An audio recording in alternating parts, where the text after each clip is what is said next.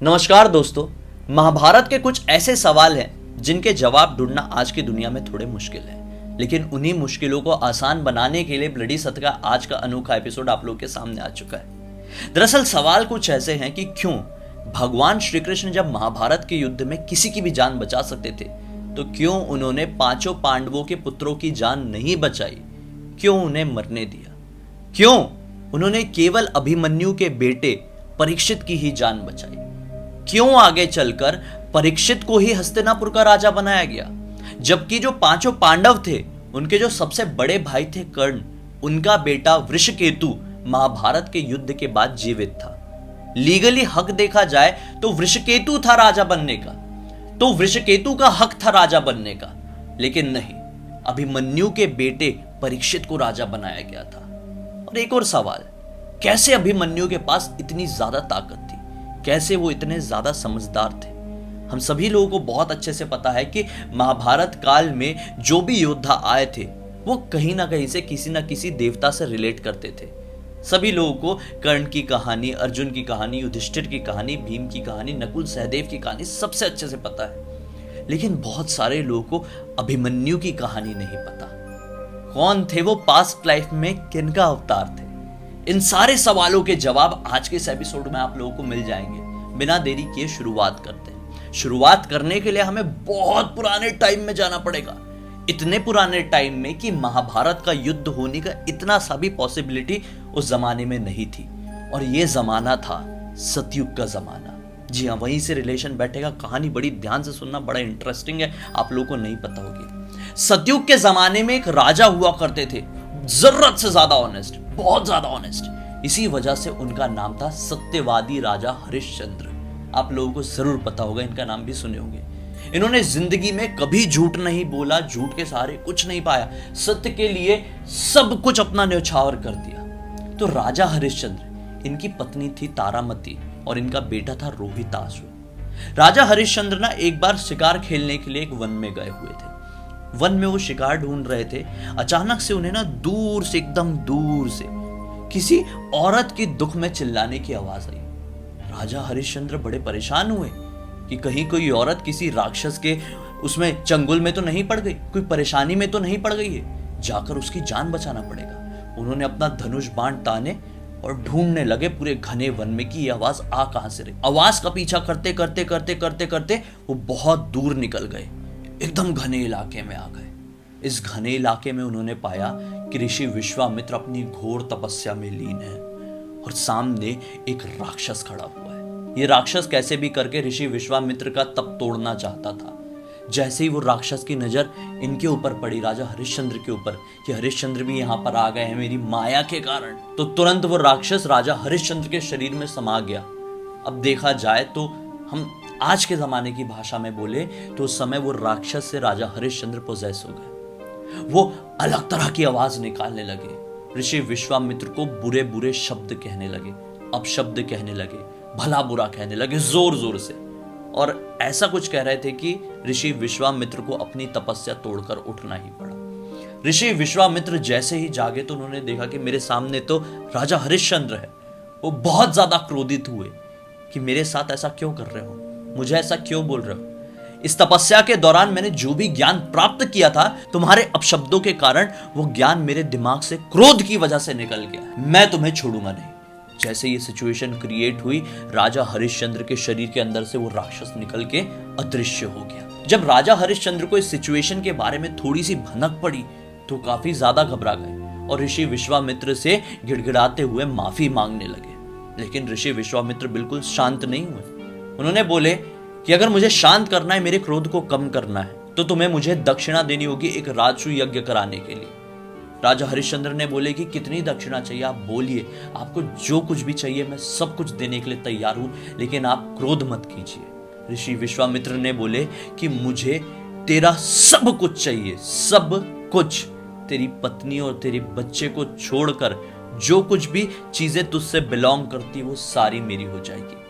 राजा हरिश्चंद्र बहुत बड़े दानवीर थे। उन्होंने एक बार जो कह दिया उससे कभी पीछे नहीं हटते थे। राजा हरिश्चंद्र ने अपना सब कुछ ऋषि विश्वामित्र को दे दिया और अपनी पत्नी तारामती और बेटे रोहिताश्व के साथ दरिद्रता में जीने लगे, घोर वन में जाकर एक छोटी सी कुटिया बनाकर रहने लगे। लेकिन उनके जो कर्म थे, उनके कर्म की वजह से उनकी कुछ बिलोंगिंग्स थी, मतलब उनकी जो कुछ चीजें थी, जो जरूरत वाली चीजें, वो स्वयं उनके पास प्रकट हो गई। समझ रहे हैं आप लोग? वो जमाने में ऐसा हुआ करता था, कलयुग में ऐसा नहीं होता है, लेकिन सतयुग का जमाना, जो भगवानों का जमाना था, उस जमाने में ऐसा होता था। मतलब जो उनकी बिलोंगिंग्स थी वो अपने आप महल से गायब होकर उनके सामने प्रकट हो गई। जब ये बात ऋषि विश्वामित्र को पता चली तो काफी ज्यादा क्रोधित हो गए कि जब मैंने एक बार कह दिया था कि तुम एक भी चीज को अपने साथ लेकर नहीं जा सकते, तो फिर तुम क्यों लेकर गए? इसी वजह से क्रोध में आकर उन्होंने एक छड़ी उठाई और उनकी पत्नी यानी कि तारामती को जोर जोर से मारने लगे। उनके इस बर्ताव को देखकर जो पांचों दिशाएं थी, पांचों दिशाओं के जो देवता थे, जो गार्डियंस थे ना, उन्होंने ऋषि विश्वामित्र को रोकने की कोशिश की, जिसकी वजह से ऋषि विश्वामित्र को और भी ज्यादा क्रोध आ गया। और अब ऋषि विश्वामित्र ने उन पांचों दिशाओं के देवताओं को यानी कि गार्डियंस को श्राप दे दिया कि अब तुम लोगों को तुम्हारे इस दुस्साहस की वजह से पृथ्वी में मनुष्य योनि में जन्म लेना होगा। काफी जमाना बीत गया, सतयुग खत्म हुआ, त्रेता युग खत्म हुआ और अब द्वापर युग भी अंत के नजदीक आया। यहां पर 5 पांडव आए और पांचों पांडवों के पुत्रों के रूप में इन्हीं पांचों दिशाओं के मालिक यानी इन्हीं पांचों दिशाओं के देवताओं ने जन्म लिया।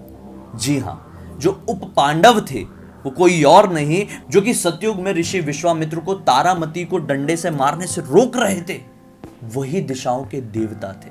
अब जो कि ये सीधे सीधे देवता थे और श्राप की वजह से उनका मनुष्य योनि में जन्म हुआ था, तो इतिहास गवाह है, बहुत सारी सिचुएशंस में ऐसा हुआ है कि जब कभी भी किसी भी देवता को श्राप मिलता है और वो श्राप की वजह से मनुष्य योनि में जन्म लेते हैं, तो पृथ्वी में ज्यादा समय के लिए नहीं रहते, बहुत ही कम समय के लिए रहते हैं। केवल उनको श्राप को पूरा करना होता है, मतलब प्रकृति ही ऐसी है, केवल वो इस श्राप को पूरा करने के लिए आते हैं और उसके बाद वो अपना देह त्याग करके वापस से अपने लोक लौट जाते हैं। अब जैसा आप समझे, जैसा कि ये पांचों पांडवों के पुत्र एक श्रापित देवता थे, इस वजह से जन्म होने के कुछ ही सालों के बाद इन सभी लोगों की मृत्यु हो गई और वो अपने अपने धाम लौट गए। अब जब पांचों पांडवों के बेटे यानी कि पांचों उप पांडवों ने अपना देह त्याग कर दिया था, तो इस युग को आगे भी बढ़ाना था, एक नए युग की शुरुआत भी करनी थी, उस वंश को भी आगे बढ़ाना था। इसलिए भगवान श्री कृष्ण ने अभिमन्यु के पुत्र परीक्षित को ही चुने कि वो राजा बने और एक नए युग की शुरुआत करे। और अब आप लोग बोलेंगे कि क्यों वृषकेतु को राजा नहीं बनाया गया, क्यों परीक्षित को ही राजा बनाया गया? जो कर्ण के बेटे थे ना वृषकेतु, तो वो क्यों नहीं राजा बने? तो इसके पीछे के 2 कारण सामने निकल कर आते हैं। यहां तक युधिष्ठिर भी खुद चाहते थे कि वृषकेतु को ही अगला राजा बनाया जाए, लेकिन वृषकेतु ने खुद ही मना कर दिए थे। वो अभिमन्यु को बहुत वीर मानते थे। उनके हिसाब से ये जो राज सिंहासन था, ये जो मुकुट था, राजा बनने के काबिल था, वो कोई और नहीं बल्कि केवल अभिमन्यु ही था। अगर अभिमन्यु जीवित होते तो अभिमन्यु को ही राजा बनाया जाता लीगली। वृषकेतु का ये मानना था। इस वजह से वृषकेतु ने यह चीज स्वीकारने से साफ साफ इनकार कर दिया। उन्होंने कह दिया कि जब अभिमन्यु जीवित नहीं है तो उनके बेटे को ही यहाँ का राजा बनना चाहिए। इस वजह से वृषकेतु के कहने की वजह से ही राजा परीक्षित को वहां का राजा बनाया गया। इसके बाद जो अंग देश था और साथ ही साथ इंद्रप्रस्थ था, वहां का राजा वृषकेतु को बना दिया गया। इसका एक और दूसरा कारण है, भगवान श्री कृष्ण ने क्या कहे थे कि जो परीक्षित है उन्होंने महाभारत के युद्ध को अपनी आंखों से नहीं देखे।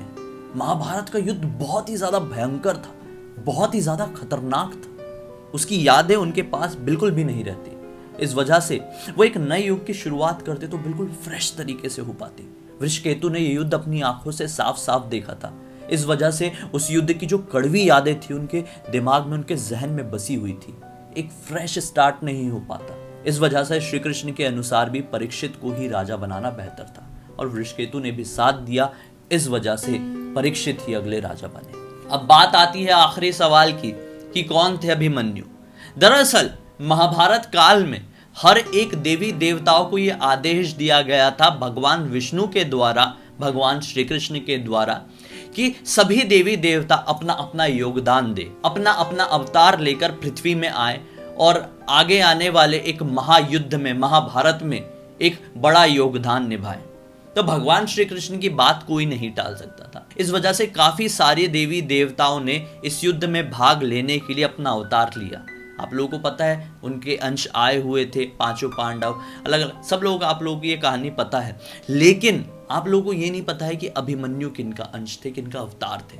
मैं आप लोगों को बताता हूं। जब ये बात चंद्रदेव तक पहुंची कि अब आपको भी अवतार लेना चाहिए, सारे देवी देवताओं ने चंद्रदेव को यह कहा कि आपके अवतार लेने से बहुत बड़ा भला होगा, आपके अंदर बहुत ज्यादा शक्तियां, असीमित बल है, आपको अवतार लेना ही चाहिए। तो चंद्रदेव अवतार लेने से साफ इनकार कर दिए, क्योंकि अगर चंद्रदेव अपनी जगह छोड़कर पृथ्वी में अवतार ले लिए होते तो पृथ्वी अंधकार में समा गई होगी, सब कुछ खत्म हो गया होता। इसलिए चंद्रदेव ने सारे देवी देवताओं को आश्वासन देते हुए यह कहा कि अवतार मैं नहीं, मेरा बेटा लेगा, जिनका नाम है वर्चस। वर्चस ने, यानी कि जो कि चंद्रदेव थे, उनके बेटे ने अभिमन्यु के रूप में अवतार लिया। लेकिन चंद्रदेव को अपने बेटे वर्चस से बहुत ही ज्यादा लगाव था। इस वजह से चंद्रदेव ने कुछ शर्तें रखी।